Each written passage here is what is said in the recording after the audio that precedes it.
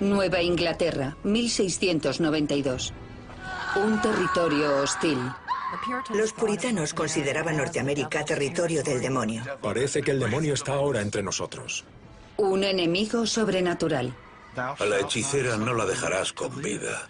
Es un pasaje bíblico. He visto a la criatura chupar el dedo de otra bruja. ¿Qué? Acusar a alguien de brujería suponía asumir el control de la vida y la reputación de otro ser humano.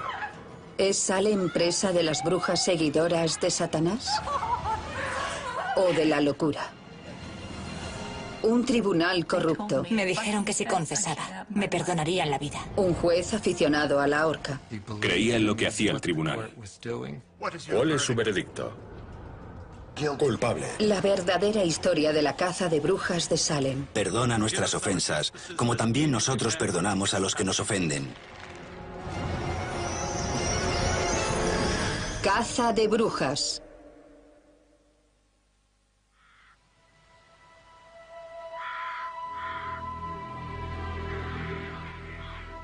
El demonio llevaba durante muchos años tratando de destruir de muchas maneras el reino de nuestro Señor Jesús en esta tierra. Bruja. Pero ahora nos enfrentamos a algo mucho mayor.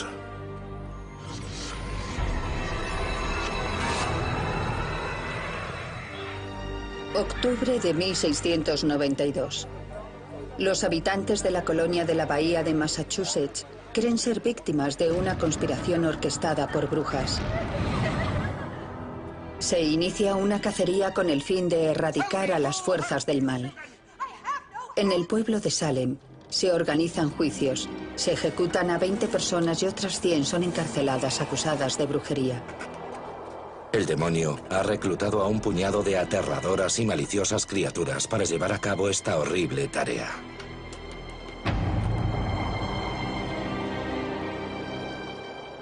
A sus 29 años, Cotton Mather ha sido requerido por el gobernador de la colonia para que deje constancia escrita de la crisis. Este relato de nuestra desgracia incluirá los hechos confesados por las brujas y el sufrimiento de otras personas.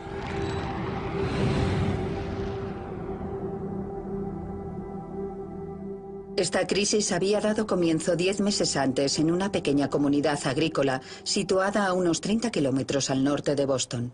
En la aldea de Salem impera la infelicidad. Furiosas facciones se enfrentan por las tierras, el dinero y la religión. La construcción de una nueva iglesia ha traído consigo un conflicto contractual sobre el salario del pastor. El reverendo Samuel Parris, de 39 años, es un empresario venido a menos que acaba de convertirse en pastor. Algunos hombres se ríen del pecado y hacen de él una diversión. Pero el Espíritu Santo nos dice que son imbéciles. El pecado es el vómito del demonio, el excremento del alma, el peor de todos los males, la escoria, un exceso de males. Parris reprende a sus feligreses con la esperanza de que la vergüenza les lleve a pagar su salario. No se imagina que está a punto de desencadenarse una caza de brujas por sucesos acontecidos en su propio hogar. Enero de 1692. El señor Samuel Parris, pastor de la iglesia de la aldea de Salem, tenía una hija de 9 años, Betty Parris, y una sobrina de 11, Abigail Williams, tristemente aquejadas de algún tipo de afección desconocida. Estas niñas sufrían mordiscos y pellizcos de origen invisible. Sus brazos, cuello y espalda se retorcían de un lado para otro, como si fuese imposible que lo hicieran por sí mismas. A veces eran incapaces de comer y otras no podían dormir o hablar. Así que se llamó al doctor, que era lo que se solía hacer. Sin embargo, si el doctor no comprendía qué sucedía, que era lo habitual, el diagnóstico era brujería.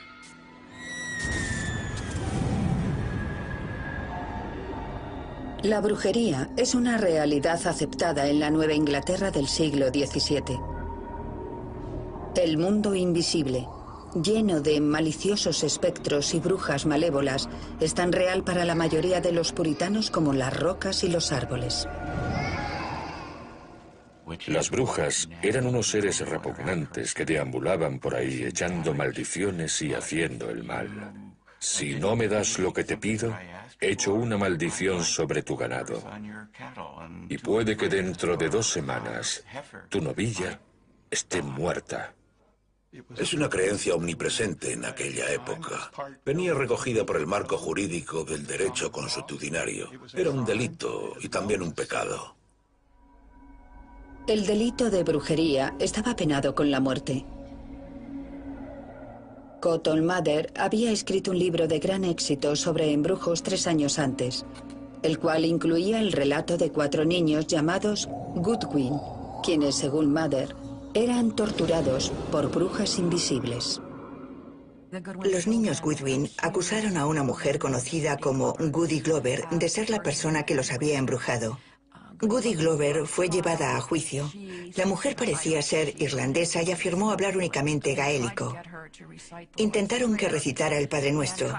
Cotton Mather afirma en su libro que, a pesar de las veces que se lo repitieron, no fue capaz de recitarlo con exactitud, lo que él consideraba indicio de que era una bruja. En aquella época se pensaba que las brujas no podían recitar con exactitud el Padre Nuestro. Goody Glover fue ahorcada en Boston el 16 de noviembre de 1688, acusada de brujería. La brujería tiene sus orígenes en la magia popular. Desde tiempos prehistóricos ha habido quien ha creído que los hechizos podían mejorar la fertilidad de cosechas y animales, combatir enfermedades, mostrar el futuro o castigar a los enemigos.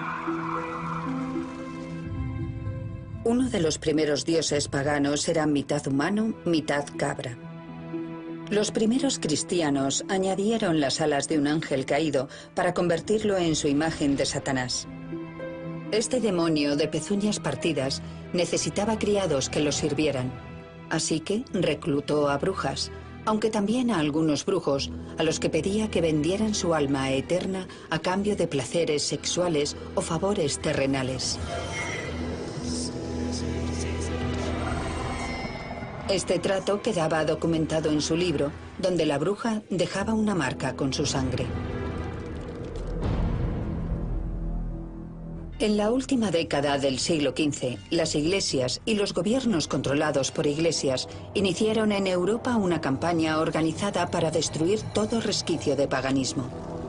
Se calcula que durante los siguientes 150 años, 50.000 personas murieron en la hoguera o en la horca. Sin embargo, para 1610, lo peor de las cazas de brujas europeas ya ha pasado. El mundo se adentra en una nueva era de gobiernos seculares y ciencia. Son tiempos de grandes cambios y no todo el mundo se muestra feliz al respecto, mucho menos los seguidores de un movimiento religioso extremadamente conservador, el puritanismo. Los puritanos fundaron la colonia de la Bahía de Massachusetts en 1628. La llamaron su ciudad resplandeciente sobre la colina, un asentamiento fronterizo gobernado bajo unos estrictos principios religiosos. El puritanismo era un movimiento religioso surgido en Inglaterra a principios del siglo XVII. Su objetivo era purificar la Iglesia inglesa de los últimos resquicios del catolicismo. Esta purificación requería una interpretación muy estricta de la Biblia. La Biblia, tan crucial para el pensamiento puritano, es muy clara respecto al asunto de la brujería. A la hechicera no la dejarás con vida.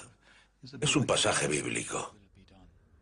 Según la creencia, las brujas pueden enviar una forma invisible o espectro para atormentar a alguien sin ser vistas.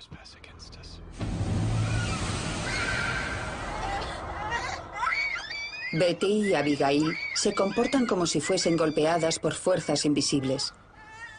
Pero si las jóvenes están embrujadas, ¿quién las está embrujando? La cacería está a punto de comenzar.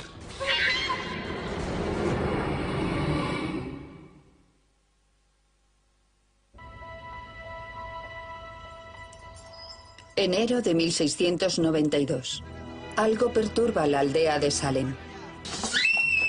La hija y la sobrina del pastor hacen gala de un extraño comportamiento. El doctor de la aldea afirma que las niñas están embrujadas. ¿Pero por quién? Un vecino propone un método popular para dar con la bruja. La esclava de Parris, Tituba, sigue las instrucciones del vecino. La criada india de Parris confesaría más adelante que a espaldas de su amo había cogido orina de algunas de las personas enfermas y tras mezclarla con harina había elaborado un pastel para averiguar quién era la bruja. Este pastel de brujas se daba a un perro, el cual, de acuerdo con la sabiduría popular, indicaba el camino hasta el culpable. Es evidente que esta práctica no proviene de la teología puritana, sino directamente de la cultura de la magia popular, algo que los puritanos estaban intentando erradicar.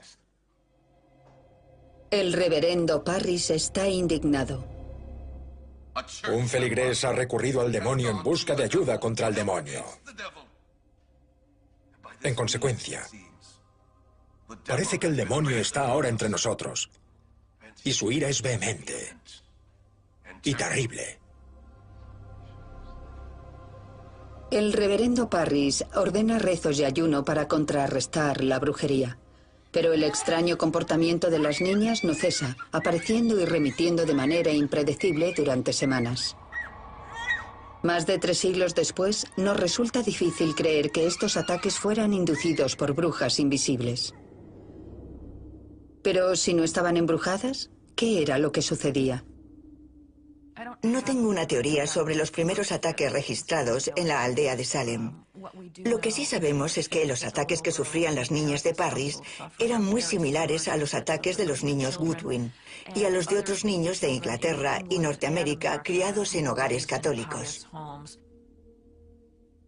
En la sociedad occidental del siglo XVII, los niños no eran recipientes de afecto dentro de la familia, sino mano de obra y jóvenes pecadores a los que debía llevarse por el buen camino mediante la disciplina. Nos descarriamos tan pronto como nacemos. Y los niños inconscientes de sus deberes son hijos de Satanás, y a Satanás serán enviados a su fuego imperecedero, preparado para el demonio y sus ángeles. Podemos interpretarlo como niños con una gran preocupación por el destino final de sus almas. Este tipo de patrón no es algo habitual, pero tampoco es algo extraño.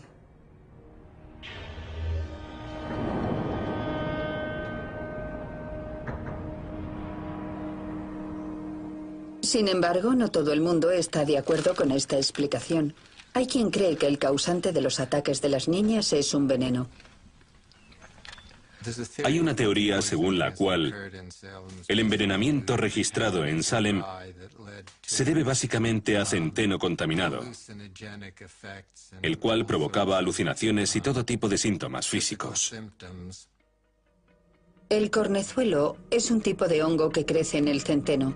Se sabe que las personas que consumen pan con este hongo experimentan disfunciones nerviosas. Los afectados se retuercen de dolor. En algunos casos, este dolor viene acompañado de alucinaciones. De hecho, el LSD es un derivado del cornezuelo. Sin embargo, la teoría del envenenamiento por cornezuelo ha sido rebatida por científicos, entre otros. Algunos de ellos deberían haber muerto por esta causa.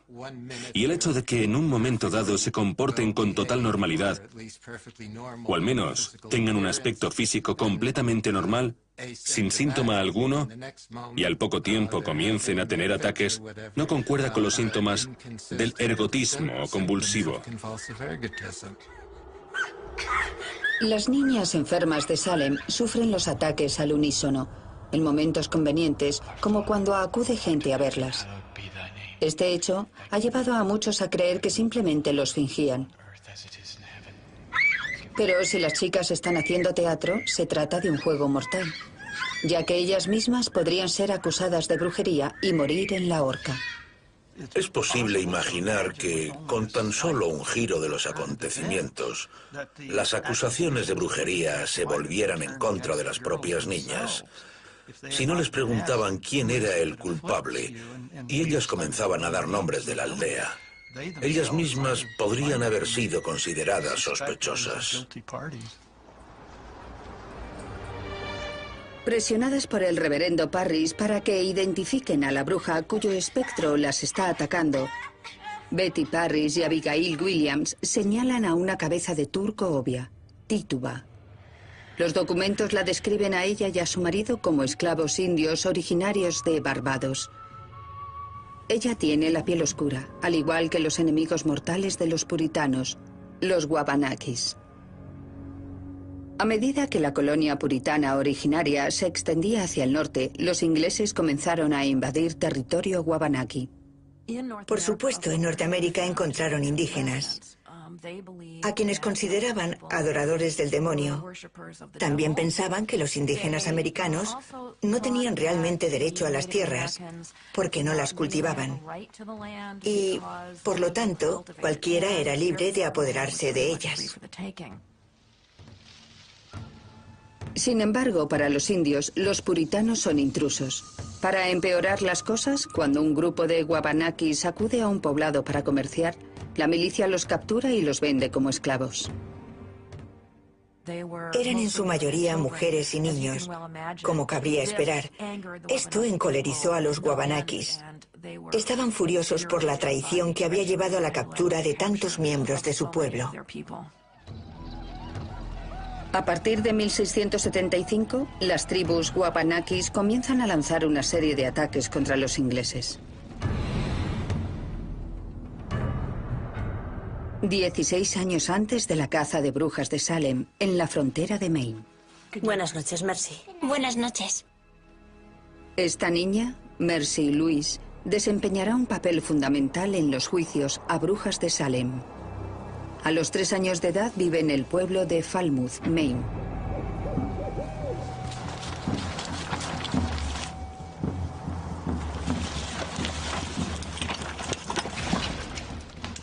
El ataque es rápido y brutal. 23 mujeres y niños son asesinados o capturados. También mueren 11 hombres. Los abuelos, las tías, los tíos y la mayoría de las primas de Mercy están entre las víctimas.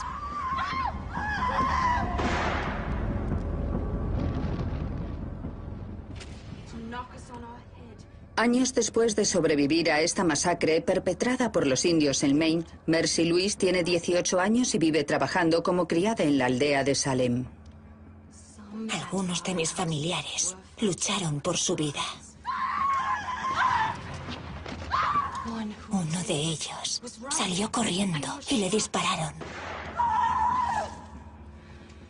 Él suplicó por su vida, pero le golpearon en la cabeza y le abrieron las entrañas.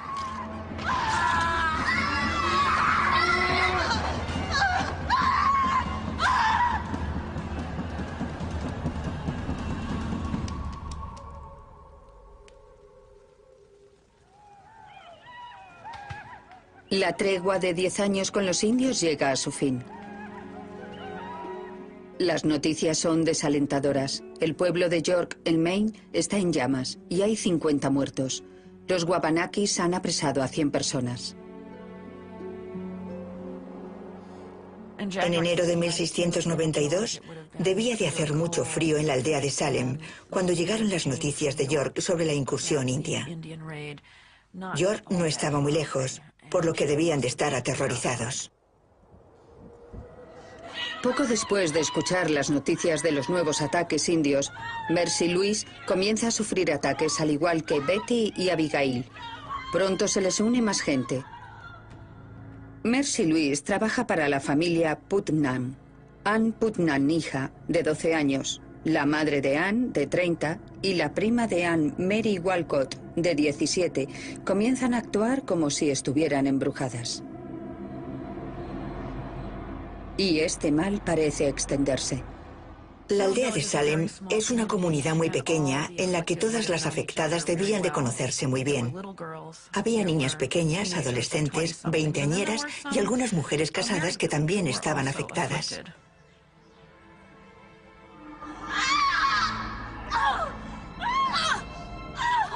Al preguntarles quién las está embrujando, varias de las nuevas afectadas vuelven a acusar a la esclava de color del pastor, Tituba. Dado que las acusaciones de las niñas no pueden utilizarse como pruebas en un tribunal, estas nuevas acusaciones de testigos adultos resultan cruciales. ¡Bruja! Expulsaré al diablo de tu cuerpo a golpes. Ahora es posible procesar a Tituba. Acaba de ponerse en marcha una terrible maquinaria que llevará a la tumba a 20 personas.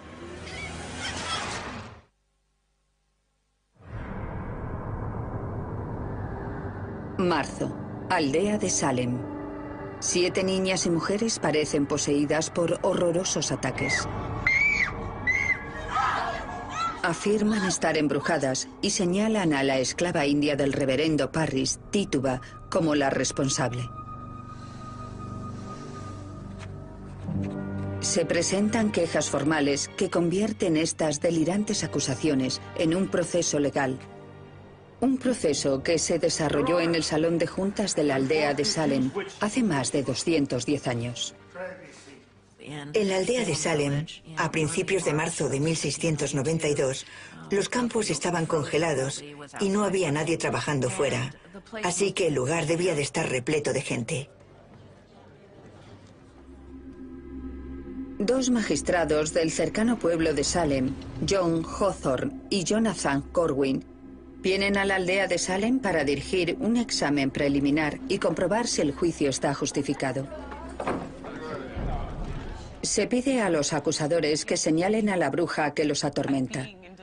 Lo que acontece a continuación quedó registrado para la historia en las transcripciones oficiales. Tituba, ¿con qué espíritu maligno tienes relación? Con ninguno. ¿Por qué haces daño a estas pobres niñas? ¿Qué daño te han causado ellas a ti? Ellas no daño a mí. Yo ningún daño a ellas. ¿Por qué lo has hecho? No he hecho nada. No puede decir cuándo trabaja el demonio. ¿Qué? ¿Te ha dicho el demonio que las hace daño? No. No me dice nada. Hawthorne era un magistrado experimentado que obviamente había examinado a muchos acusados antes. Su objetivo era obtener una confesión de Tituba. Era crucial obtener confesiones. Para obtener una condena en un caso capital se necesitaban 2 testigos del propio acto, por lo que la manera más sencilla de obtener una condena era obtener una confesión. ¿Quién es con quien conversas? Con el demonio, que yo sepa. ¿Qué apariencia tiene cuando las hace daño? ¿Cómo es? ¿Qué forma adopta?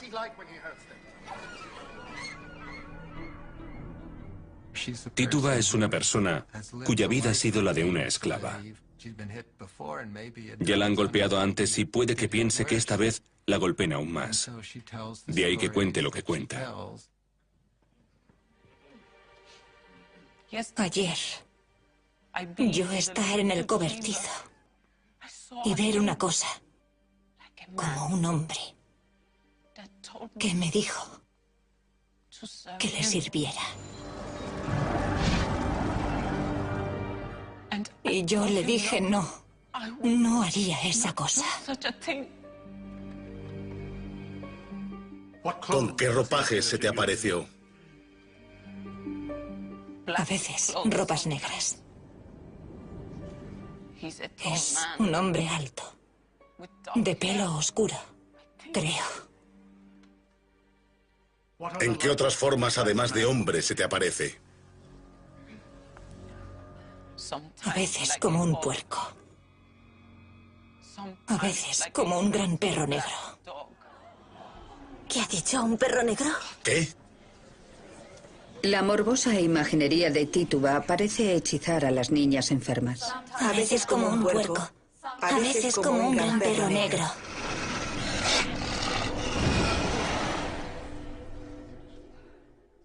Yo ver un pájaro amarillo. Chupar el dedo de otra bruja. Yo ver un pájaro amarillo. Chupar el dedo de otra bruja.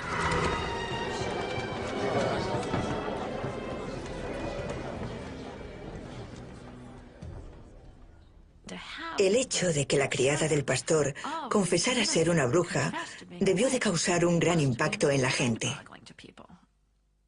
Lo realmente importante desde un punto de vista jurídico es que Tituba ha proporcionado una confesión. Eso es lo único que importa. Ahora que tienen su confesión, la brujería es una realidad. Pero Tituba no solo se limita a confesar, también ofrece los nombres de sus compañeras brujas. ¿A quién más has visto? 4 mujeres han hecho algunas veces daño a las niñas. ¿Quiénes son?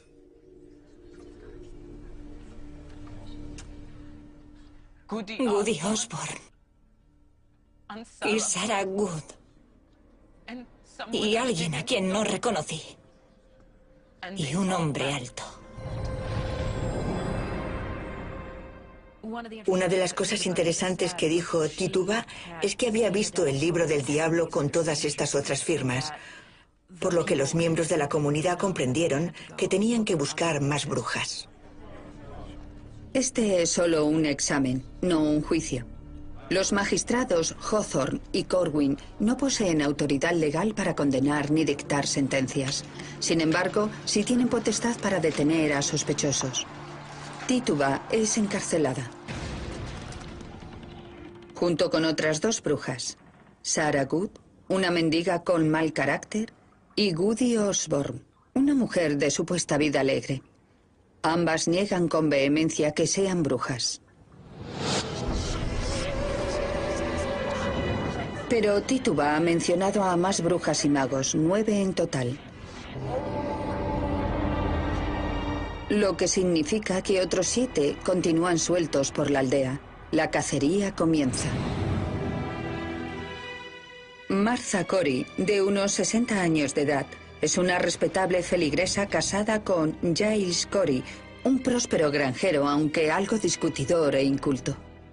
Las 3 primeras mujeres acusadas eran, de un modo u otro, marginadas de la aldea. Un patrón bastante habitual en los incidentes y acusaciones de brujería. Martha Corey era una feligresa practicante hecha y derecha de la iglesia de Salem. Si Martha Corey era una bruja, cualquiera podía serlo.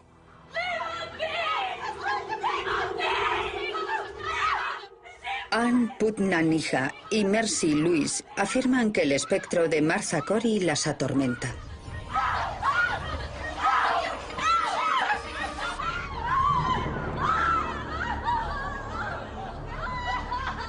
¡Está aquí! ¡A mi lado! Te encuentras ahora en manos de la autoridad. Dime por qué causas daño a estas personas. No soy yo. ¿Entonces quién? Por favor, permítame que vaya a rezar. Deseo ir a rezar. Permítamelo. No te hemos hecho buscar para que reces. Hemos venido a aterrorizar a los malhechores. Dime por qué haces daño a estas niñas. Soy inocente. Nunca desde que nací he tenido nada que ver con la brujería. Soy una mujer del Señor. ¿Acaso no ves cómo se quejan de ti?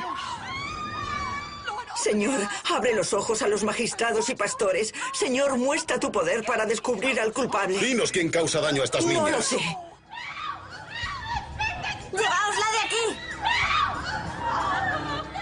En sus exámenes, Hawthorne se basa en lo que viene a denominarse como pruebas espectrales, una declaración de un testigo que ve al espectro de una bruja hacer cosas extrañas. Cuando firmabas en el libro del demonio, básicamente le dabas permiso para adoptar tu forma y atormentar a otros. Esa forma invisible se consideraba un espectro. Mirad, hay un hombre susurrándole al oído.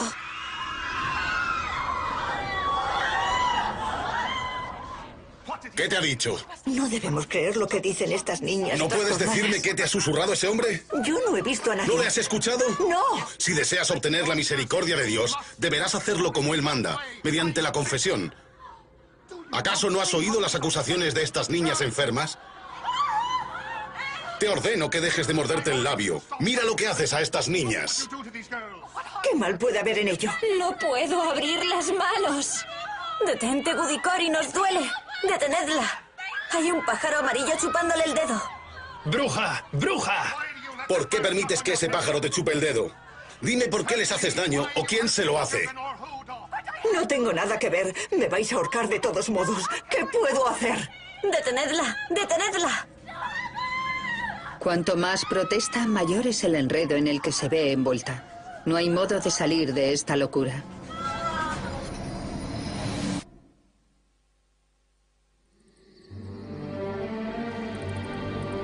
Estos son tiempos oscuros, pues los poderes de la oscuridad se ciernen sobre nosotros. Sí, una noche negra, sin lugar a dudas. Ahora los perros del infierno deambulan entre nosotros. ¿Debían los mismísimos demonios ser expulsados de su propia guarida para perturbar nuestra paz? Aldea de Salem, abril de 1692. La locura se ha apoderado de la aldea. Cualquier cosa extraña se considera como un indicio de brujería. Historias disparatadas se aceptan como pruebas en juicios.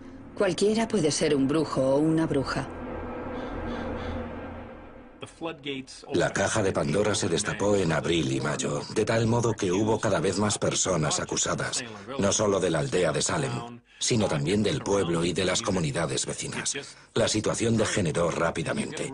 Uno tiene la sensación de que no tardó en cundir el pánico.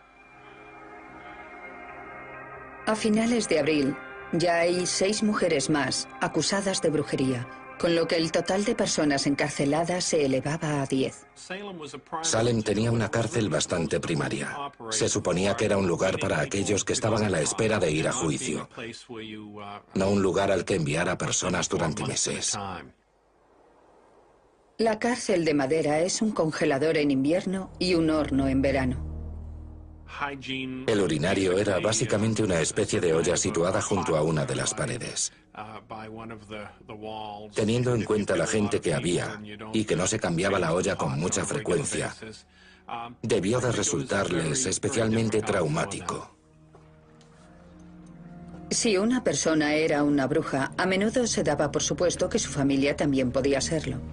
Una de las primeras en ser acusadas, Sarah Good, es encarcelada junto con su hija de 4 años, Dorcas.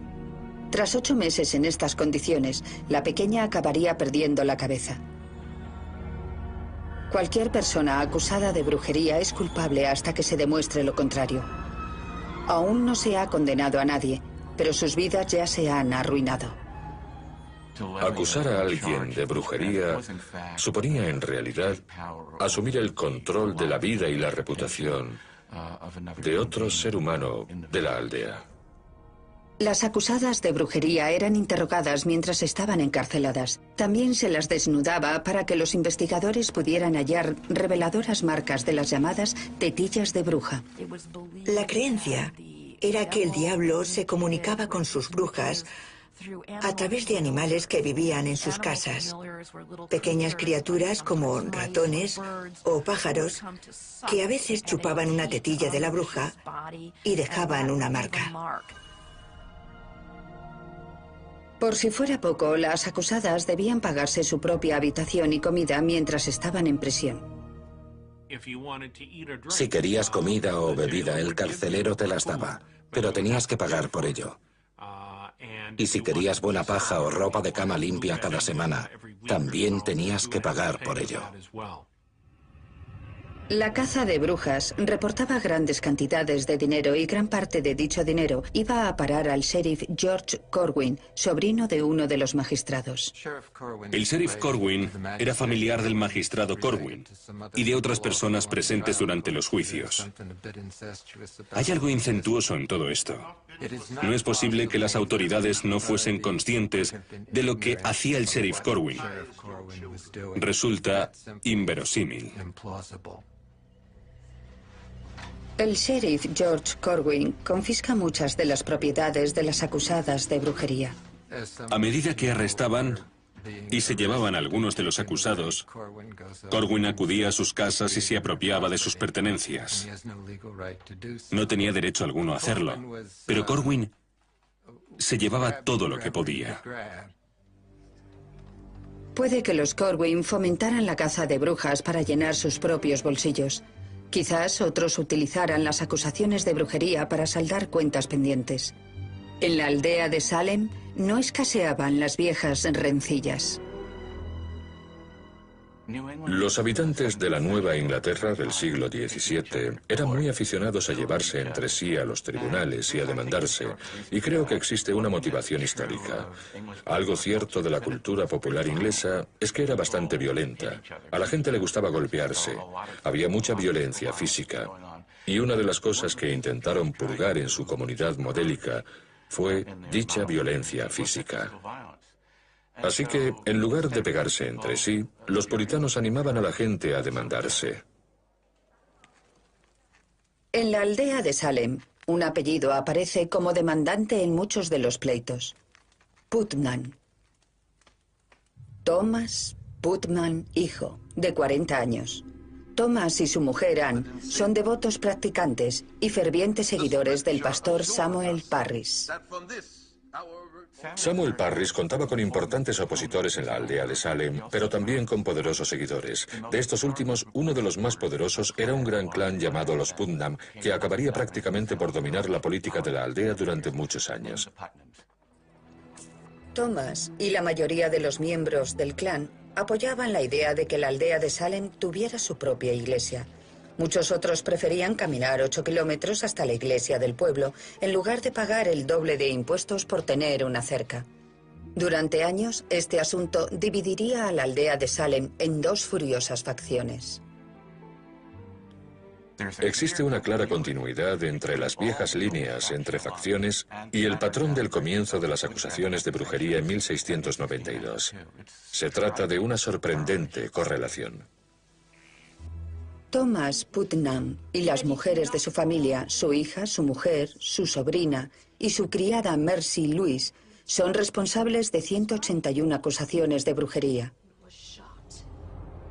El hermano de Thomas, Edward, participa en 13 casos. El cuñado de Thomas, Jonathan Walcott, en otras 7 cacerías de brujas. Aquellos que han perjudicado en algún momento al clan Putnam son denunciados acusados de brujería, como George Burroughs. El reverendo George Burroughs, de 42 años de edad, es un ingenioso licenciado de Harvard con 3 matrimonios a sus espaldas que ocupó el puesto de Samuel Parris como pastor de la aldea 10 años antes, de 1680 a 1683. El periodo de ministerio de George Burroughs en la aldea fue muy convulso. Los aldeanos comenzaron a retener su salario, que era la táctica habitual cuando se enemistaban con sus pastores. Eso significaba a su vez que Burroughs no podía pagar sus propias deudas. Burroughs había tomado prestado dinero de un Putnam. Cuando no pudo devolverlo, Burroughs fue arrestado. Sin embargo, durante el juicio alegó con éxito que no podía pagar las deudas hasta que el pueblo le pagara su salario. Aunque la deuda quedó finalmente saldada, los Putnam nunca olvidaron esta humillación ante el tribunal. Cuando comenzó la caza de brujas en 1692, Burroughs trabajaba como pastor en los remotos asentamientos fronterizos de Maine. Había sobrevivido a los brutales ataques indios que habían matado a muchos de los familiares de Mercy Louise, pero no consiguió sobrevivir a los vengativos Putnam de la aldea de Salem. En la tarde del 20 de abril de 1692, Ann Putnam, hija, afirma que el espectro invisible de George Burroughs viene y habla con ella. Declaró que Burroughs le había confesado no solo que era el líder de las brujas y que había matado a sus 2 primeras esposas, sino también que había matado a la esposa y a la hija de su predecesor. Y, lo que es más importante, que había embrujado a los soldados que combatían contra los indios en la frontera de Maine.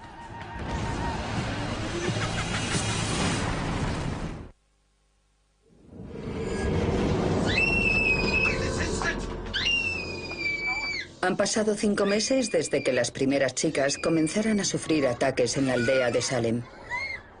Ahora, en mayo de 1692, la cacería de las brujas que provocan los ataques está a punto de convertirse en una crisis que se extenderá a toda la colonia de la bahía de Massachusetts. ¿Ha bautizado a sus hijos?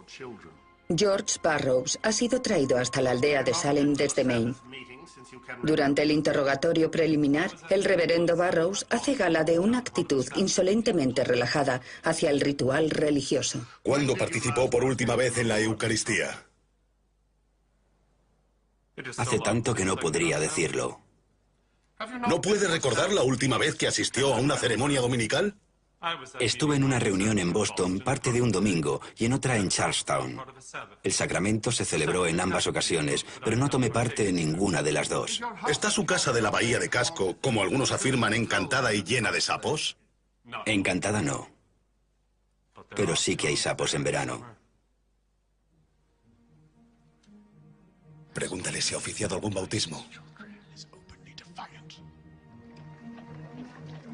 La detención de George Burroughs capta la atención de toda la colonia.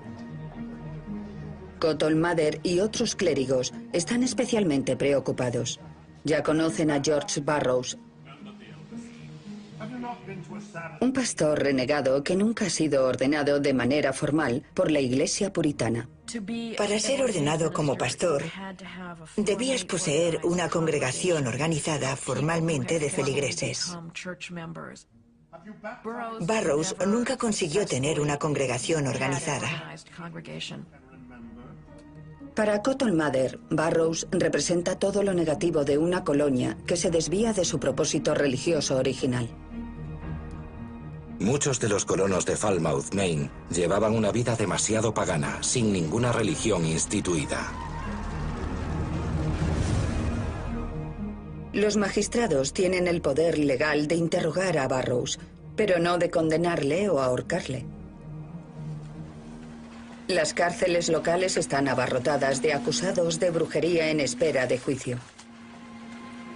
El 27 de mayo, el gobernador ordena que se convoque un tribunal especial en el pueblo de Salem. El jurado estará compuesto por hombres de todo el condado y el tribunal por distinguidos jueces. Ninguno de los jueces contaba con formación en materia jurídica. Unos eran comerciantes y otros líderes de la colonia. El presidente del tribunal, William Stoughton, es también lugarteniente del gobernador de la colonia. Es un puritano con fama de estricto y dogmático. Este tribunal especial se diferenciaba de los tribunales actuales en que el acusado no tenía derecho a un abogado. No había abogados de la defensa en el derecho inglés del siglo XVII. Las acusadas de brujería deben defenderse por sí mismas, una tarea compleja al hacer frente a las pruebas espectrales. El primer caso visto por el tribunal oficial es el de Bridget Bishop, de unos 50 años de edad. 12 años antes ya había sido juzgada por brujería y declarada inocente. Pero esta vez, las reglas parecen ser diferentes.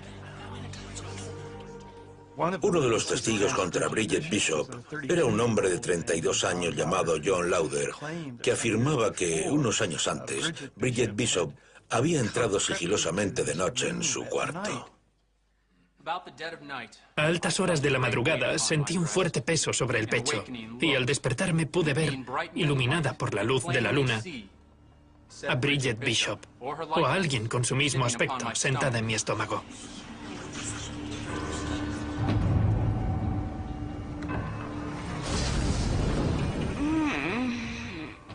Por supuesto, no se trataba literalmente de Bridget Bishop, sino del espectro de Bridget Bishop. Era Satanás que había adoptado su forma. Y no reuní la fuerza necesaria para resistirme o zafarme. Los acusadores de Bridget Bishop no solo estaban en el estrado de testigos. Mirad, tengo alfileres en la mano. El juicio se ve interrumpido por personas que afirman que Bridget Bishop las está atormentando. Estas personas dominan por completo todo lo que acontece dentro de la sala. Resulta muy interesante porque un abogado de la defensa no dudaría en detener todo el proceso de inmediato y solicitar la expulsión de la sala de las niñas, ya que su presencia resultaba demasiado perjudicial.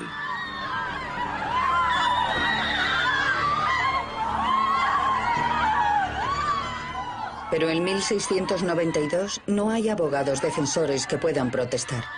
Sus dolencias son necesarias como pruebas para ahorcar a las brujas. O bien alguien le clavó los alfileres, o bien se los clavó ella misma. No puedo pensar en otra alternativa, así que sospecho que se trata de un fraude. Los alfileres son un fraude, pero eso no significa que debamos desechar todo lo demás por ser un fraude. En psiquiatría, si alguien hace algo de manera involuntaria, no se trata realmente de fraude. Hoy en día, los psicólogos saben que existen casos de fraude involuntario, comportamientos estrambóticos y deshonestos más allá del control de cualquier persona. En aquellos tiempos se consideraba brujería. En el siglo XXI se denomina trastorno psicógeno masivo. Diferentes etiquetas, mismo comportamiento. Atrapadas en una ola de hipocondría masiva, las enfermas de Salem comienzan a imitar los síntomas que ven en las demás. Estas chicas se dejaron llevar. Existía esta idea de destacar por encima de las demás, por lo que la dolencia se extendió y todas querían ser el centro de atención. ¿Cuál es su veredicto? Nosotros, el jurado, hallamos a la acusada culpable. Culpable, ha sido culpable.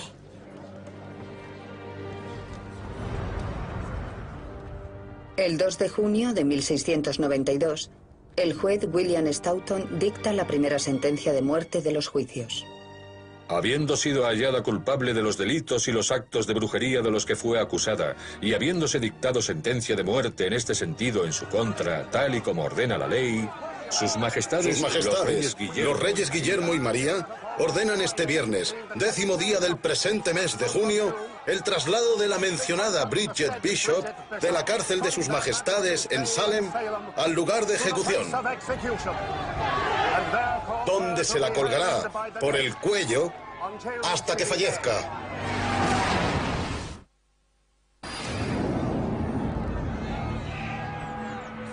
El 10 de junio de 1692, Bridget Bishop se convierte en la primera bruja ahorcada en la aldea de Salem.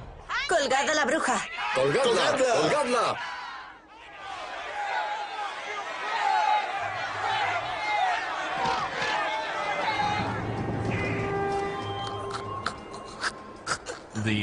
Al quitarle la escalera, la condenada se balancea de un lado a otro, por lo que no se le rompe el cuello, sino que muere ahogada lentamente en función del peso.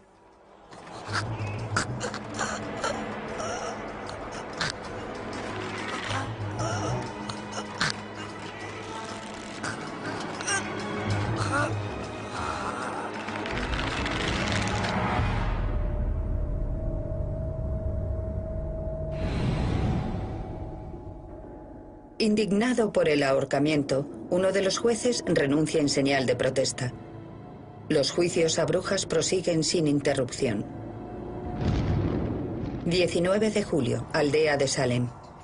5 mujeres más son ejecutadas. Rebecca Nurse y Sarah Wood, habitantes de la aldea, y 3 más de pueblos vecinos. Son ahorcadas porque se niegan a confesar y a acusar así a otras mujeres. Ha hecho acto de aparición un extraño patrón. Aquellas mujeres que, como Tituba, confiesan sus actos de brujería y dan el nombre de otras brujas, no son condenadas. Querían más confesiones. por lo que ofrecían a los acusados un trato implícito. Si confiesas, no te ejecutamos. Pero no todo el mundo está dispuesto a aceptar ese trato de autoinculpación.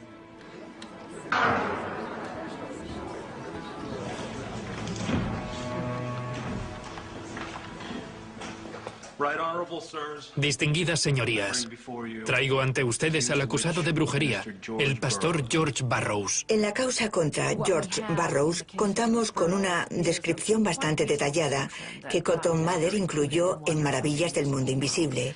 Su relato nos narra más o menos lo que aconteció. Se escucharon los testimonios de varias personas que acusaron al espectro de George Burroughs de estar implicado en su sufrimiento. Son muchos los que viajan desde Boston hasta Salem para presenciar el juicio. La familia Putnam se sienta en las primeras filas. Su sirvienta, Mercy Louise, es la primera en testificar. Mercy describe un encuentro con el espectro de George Burroughs. Me dijo que el demonio era su sirviente y me torturó de la manera más atroz, como si quisiera sacudirme hasta hacerme pedazos. Me amenazó con matarme si no escribía en su libro. De niña, Mercy Louise había presenciado un ataque indio en Falmouth, Maine. Un ataque en el que murieron muchos de sus familiares cercanos. Más tarde trabajó como sirvienta del reverendo Burroughs. El reverendo es descrito como una persona de piel oscura. Muchos se preguntan cómo pudo escapar indemne, no a una, sino a varias incursiones indias. Abigail Williams lo llama el pequeño pastor negro, como un indio. Este es uno de los comentarios que Cotton Mather realiza en su informe. Esto es, que varios de los aquejados y otras personas ven al demonio en la forma de un indio.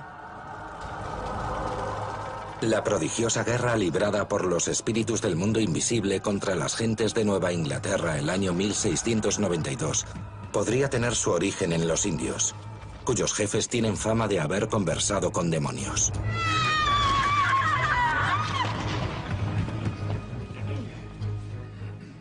George Burroughs, ¿tienes algo que alegar en tu defensa?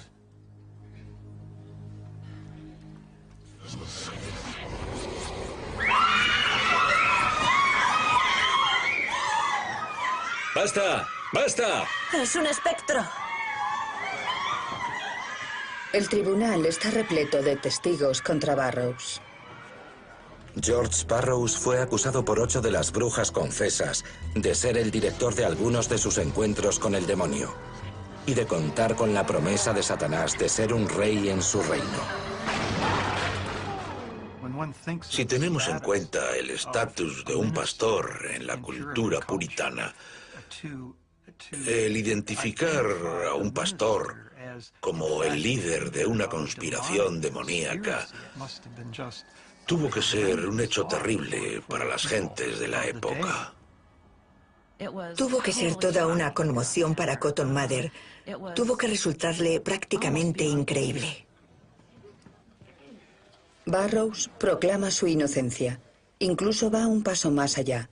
Osa desafiar la mera existencia de espectros malignos.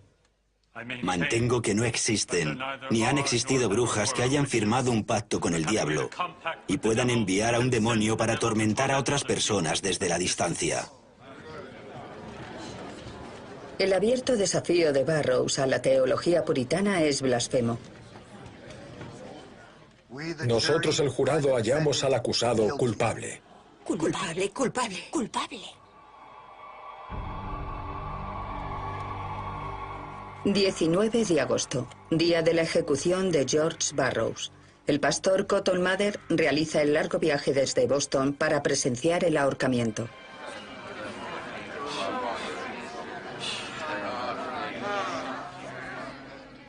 Padre nuestro que estás en los cielos, santificado sea tu nombre, venga a nosotros tu reino. Hágase tu voluntad así en la tierra como en el cielo. Con la soga alrededor del cuello, Burroughs comienza a recitar el Padre Nuestro. El propio Cotton Mather ha escrito que esto es algo que las brujas no son capaces de hacer. El pan nuestro de cada día, dánosle hoy. Y perdona nuestras ofensas, así como nosotros perdonamos a los que nos ofenden. No nos dejes caer en la tentación, y líbranos del mal. Amén.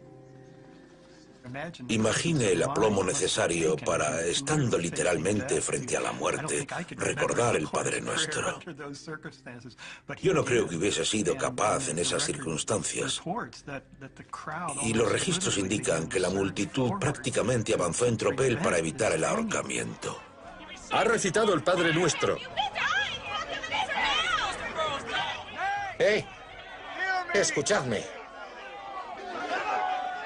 Recordad que George Burroughs no ha sido ordenado como pastor. El demonio se transforma a menudo en un ángel de luz. Cotton Mather, que había venido desde Boston para presenciar el acontecimiento, silenció a la muchedumbre y les garantizó que este hombre era culpable de las acusaciones vertidas contra él. El ahorcamiento era justo. Y así es como se desarrollaron los acontecimientos.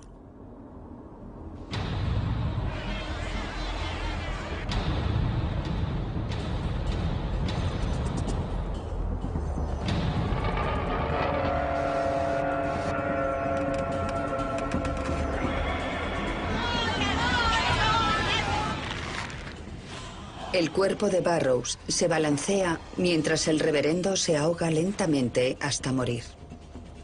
La aprobación pública del ahorcamiento realizada por Cotton Mather tendrá consecuencias mortales. Sirve de anuncio del capítulo más sangriento de la caza de brujas, las ejecuciones de septiembre.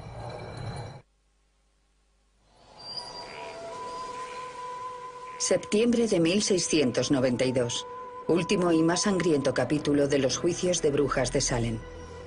Para finales de mes, 9 personas más habrán muerto ahorcadas o de manera más brutal. Giles Corey, esposo de la acusada de brujería Martha Corey, se ve ahora él mismo acusado. Sin embargo, cuando Giles es procesado, este se niega a seguir el juego.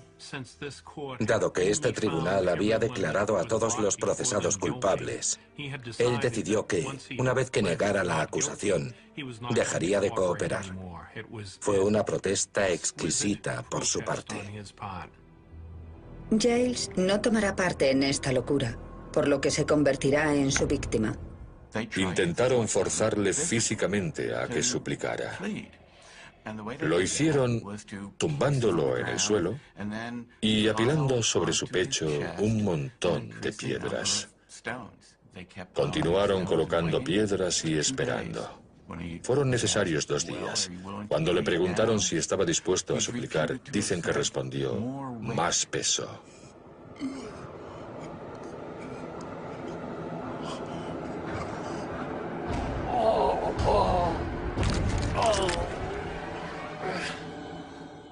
Acabó muriendo. Un final terrible. Pero nunca le llegaron a acusar de brujería. La mujer de Giles Corey, Martha Corey, también se niega a confesar los actos de brujería y es ahorcada 3 días más tarde, el 22 de septiembre de 1692, junto con otras 7 personas que se niegan a confesar un delito que no han cometido o a acusar a sus vecinos con tal de salvarse. Son mártires, miembros de una creciente resistencia a la caza de brujas.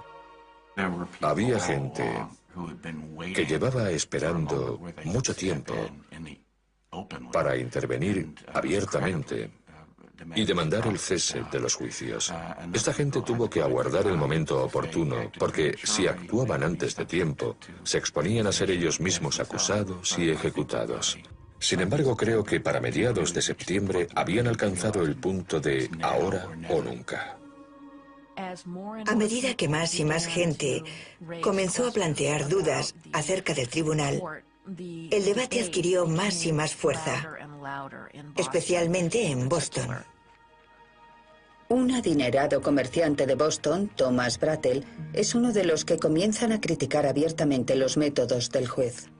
Con respecto al hecho de que confiesen actos de brujería, he de indicar que a menudo se contradicen. Incluso los propios jueces les han descubierto mintiendo categóricamente. Sin embargo, en esos casos, los jueces justifican a los confesores afirmando que el diablo les roba la memoria. Algunos confesores que han señalado a otros como brujas a cambio de su propia vida comienzan a tener remordimientos. Margaret Jacobs es una bruja confesa de 17 años de edad cuyas acusaciones contribuyeron al ahorcamiento del pastor George Burroughs y de su propio abuelo, George Jacobs, de 80 años. El día posterior a la ejecución de su abuelo, Margaret Jacobs dicta una carta a los jueces. Lo que dije en contra de mi abuelo y del señor Burroughs era absolutamente falso. Me dijeron que si no confesaba, me encerrarían en una mazmorra y me ahorcarían. Pero que si confesaba, me perdonarían la vida. Se sentía responsable de lo ocurrido y pensaba que preferiría morir a seguir con ese juego de fingir al que se dedicaba el resto. Margaret Jacobs no es la única en retractarse de su confesión. Pronto los jueces no tienen otra opción. Comienzan a juzgar incluso a aquellos que han cooperado. Como es lógico, la gente deja de confesar. Las acusaciones disparatadas cesan. El mismísimo padre de Cotton Mather, Increase Mather, redacta una poderosa súplica al tribunal. La idea central del documento era emitir advertencias sobre los peligros de las acusaciones deshonestas y queda resumida en la siguiente frase. Es mejor perdonar a 10 personas acusadas de brujería que muera una sola persona inocente. A finales de octubre, el gobernador disolvió el tribunal. Cuando se reanudaron los juicios en tribunales ordinarios, las pruebas espectrales ya no estaban permitidas. Sin embargo, debían celebrarse más juicios, porque seguía habiendo mucha gente en la cárcel. Estas personas no podían ser liberadas sin más, sino que tenían que ser procesadas. De hecho, se condenó a 3 personas más, pero el gobernador las indultó. Cuando el juez Stoughton, que había presidido los juicios de brujas de Salem, se entera de que el gobernador ha indultado a las últimas 3 brujas, monta en cólera. El reino de Satanás ha conseguido avanzar. Que el Señor se apiade de este país. William Stoughton era un auténtico creyente. Creía en lo que hacía el tribunal y en lo que él mismo hacía. Él era así. Pasarían otros 3 meses antes de que fueran liberadas las 49 personas restantes acusadas de brujería. 3 ya habían muerto en prisión mientras aguardaban su libertad. La puesta en libertad de Margaret Jacobs se retrasa porque no tiene dinero para abonar la tasa de prisiones. Tituba había sido la primera persona acusada. Un año después de su detención es puesta en libertad y entregada a un nuevo amo, ya que el reverendo Samuel Parris se niega a pagar los gastos penitenciarios. 1697. Uno de los jueces, Samuel Sewell, solicita el perdón público y reza para que Dios evite que sus pecados del pasado dañen aún más al país. 1703. El Tribunal General de la Colonia de la Bahía de Massachusetts rechaza gran parte de las pruebas utilizadas en los juicios a brujas. 1706. A la edad de 24 años, Ann Putnam, hija, presenta una disculpa formal a su iglesia y a las familias de quienes ayudó a ejecutar. No lo hice movida por la ira, la malicia o el rencor hacia persona alguna, sino por pura ignorancia, engañada por Satanás. 1711. La colonia comienza a abonar compensaciones monetarias a las familias de los acusados. Sin embargo, el sheriff George Corwin nunca devolvería las propiedades que confiscó de manera ilícita. Hathorne continúa viviendo en Salem hasta su muerte el 10 de mayo de 1717 a los 76 años de edad. Nunca se disculparía. Después de 1692 ya no se celebraron más juicios por brujería. La gente no dejó de creer en las brujas de la noche a la mañana, pero el sistema jurídico dejó de ocuparse de las acusaciones de brujería. El sistema jurídico ya no estaba dispuesto a involucrarse en las creencias populares de personas que pensaban que sus vecinas eran brujas. Creo que fue devastador desde un punto de vista psicológico. Habían muerto demasiadas personas.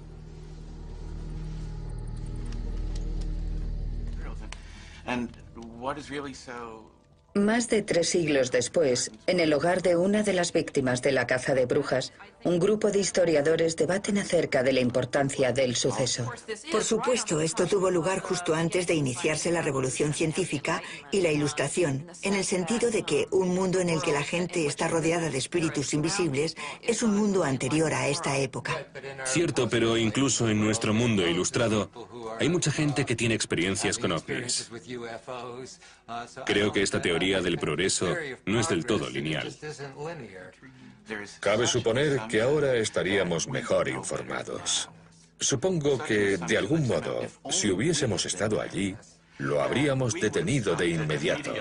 Habríamos acabado con todo eso. Habríamos sabido que no había espectros. Les habríamos dicho cómo gestionarlo y habría funcionado.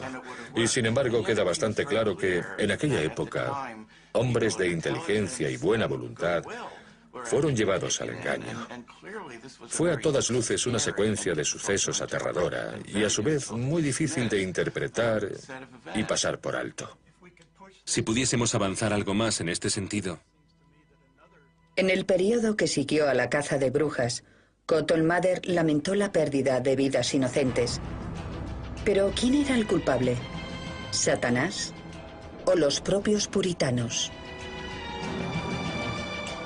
No llevamos todos, las víctimas por un lado y los acusados por el otro, las cosas hasta tales extremos de pasión, que el diablo fue bendecido como un cómodo hogar entre nosotros? Cabe la posibilidad de que nuestra ira haya influido no en poca medida a que el demonio se haya instalado entre nosotros.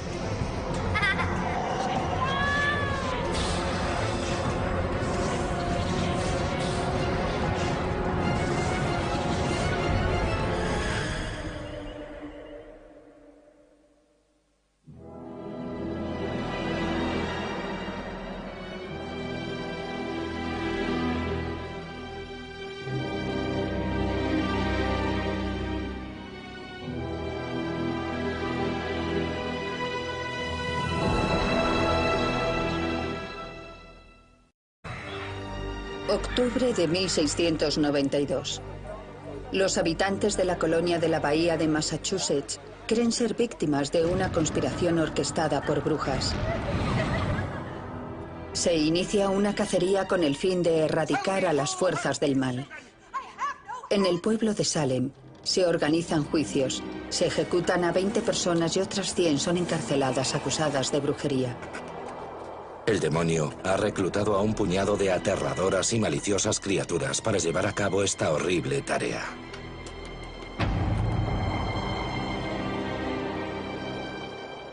A sus 29 años, Cotton Mather ha sido requerido por el gobernador de la colonia para que deje constancia escrita de la crisis. Este relato de nuestra desgracia incluirá los hechos confesados por las brujas y el sufrimiento de otras personas.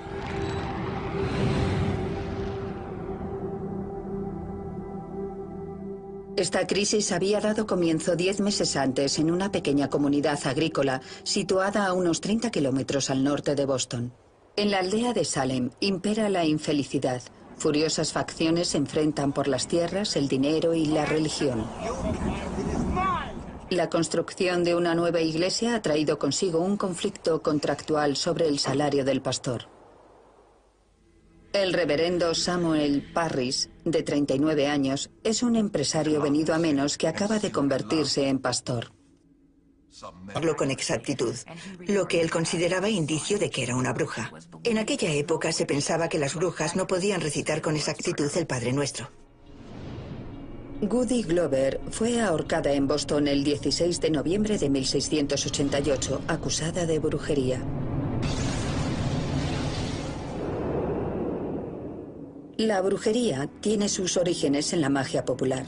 Desde tiempos prehistóricos ha habido quien ha creído que los hechizos podían mejorar la fertilidad de cosechas y animales, combatir enfermedades, mostrar el futuro o castigar a los enemigos. Uno de los primeros dioses paganos era mitad humano, mitad cabra. Los primeros cristianos añadieron las alas de un ángel caído para convertirlo en su imagen de Satanás. Este demonio de pezuñas partidas necesitaba criados que lo sirvieran, así que reclutó a brujas, aunque también a algunos brujos, a los que pedía que vendieran su alma eterna a cambio de placeres sexuales o favores terrenales. Este trato quedaba documentado en su libro, donde la bruja dejaba una marca con su sangre. En la última década del siglo XV, las iglesias y los gobiernos controlados por iglesias iniciaron en Europa una campaña organizada para destruir todo resquicio de paganismo.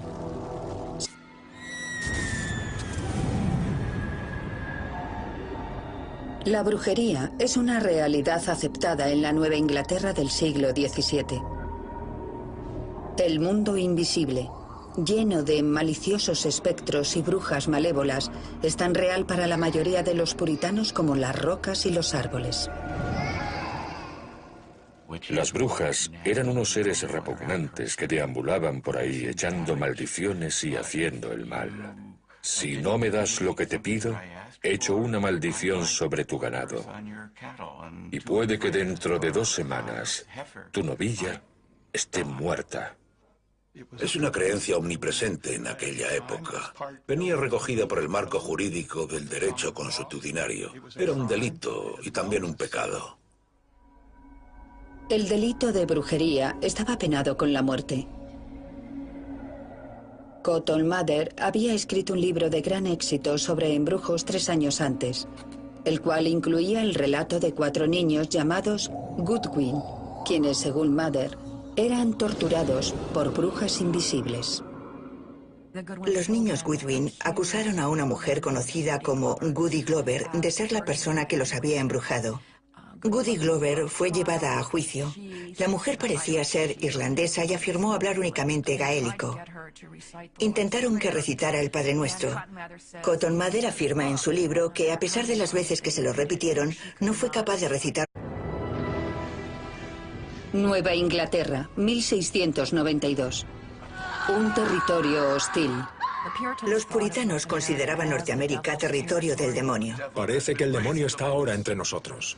Un enemigo sobrenatural. A la hechicera no la dejarás con vida. Es un pasaje bíblico. He visto a la criatura chupar el dedo de otra bruja. ¿Qué? Acusar a alguien de brujería suponía asumir el control de la vida y la reputación de otro ser humano. ¿Es Salem presa de las brujas seguidoras de Satanás? ¿O de la locura? Un tribunal corrupto. Me dijeron que si confesaba, me perdonarían la vida. Un juez aficionado a la horca.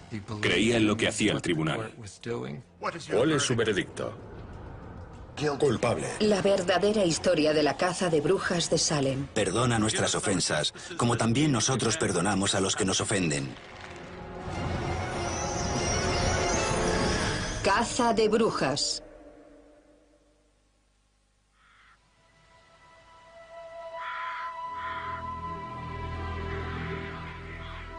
El demonio llevaba durante muchos años tratando de destruir de muchas maneras el reino de nuestro Señor Jesús en esta tierra. Bruja. Pero ahora nos enfrentamos a algo mucho mayor.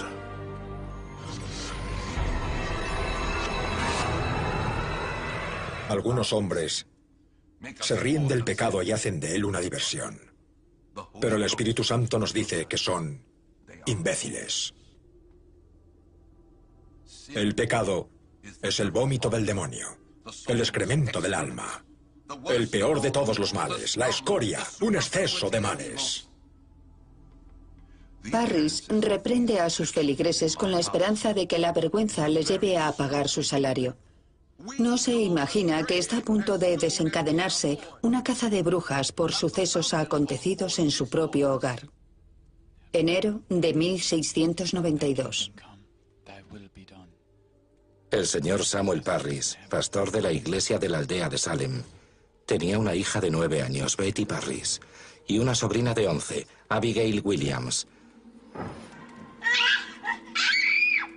tristemente aquejadas de algún tipo de afección desconocida. Estas niñas sufrían mordiscos y pellizcos de origen invisible.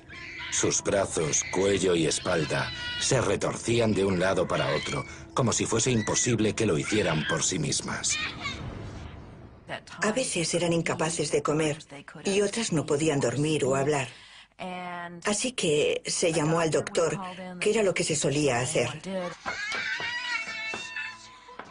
Sin embargo, si el doctor no comprendía qué sucedía, que era lo habitual, el diagnóstico era brujería.